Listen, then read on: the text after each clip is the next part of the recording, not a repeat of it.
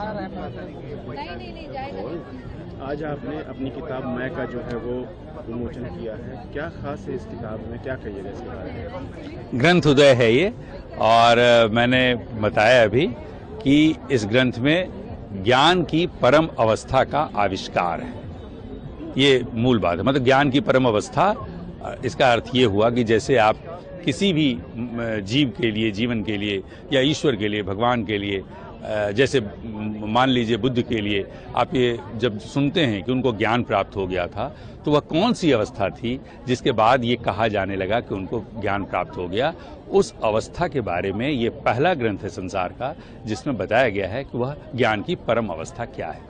अच्छा, आपने इस किताब का कॉस्ट जो है 15 करोड़ रखा है, काफ़ी कॉस्टली है। आखिर आपने क्या सोच करके इसकी कॉस्ट को इतना हाई रखा है? बहुत अच्छा सवाल आपका। ये जिस तरह से मेरा दर्शन है और मैंने ब्रह्म की पूरी यात्रा की, उसी में मुझे इसकी कीमत भी मिली और उसी में मुझे ये मतलब उतर आया मेरे ऊपर कि इस ग्रंथ की कीमत 15 करोड़ रुपए रखनी चाहिए। नहीं तो हम इसका कुछ भी कीमत रख सकते थे, 50 करोड़ भी रख सकते थे, 100 करोड़ भी रख सकते थे, 15 करोड़ ही क्यों? ये मेरे द्वारा तय किया हुआ नहीं है, ये ब्रह्म के द्वारा तय किया हुआ है।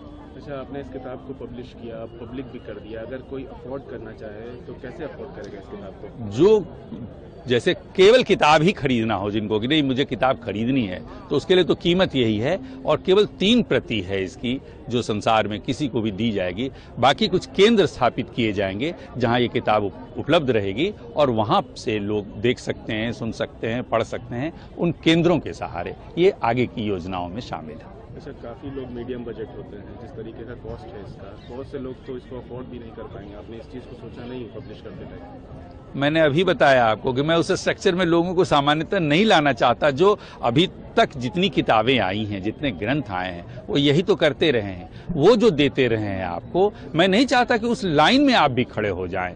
मैं तो अभी बता रहा था कि ये ग्रंथ कुछ ऐसे स्थलों पर रखे जाएंगे जहां लोग इससे सुन सकते हैं, इस पूरे ज्ञान को जान सकते हैं, इस पूरे ज्ञान को पढ़ सकते हैं। वैसे स्थलों के माध्यम से खरीदने की आवश्यकता ही नहीं है। मैं तो आपको आपकी यात्रा की ओर ले जाना चाहता हूं। मैं अपनी यात्रा में आपको नहीं स्ट्रक्चर करना चाहता।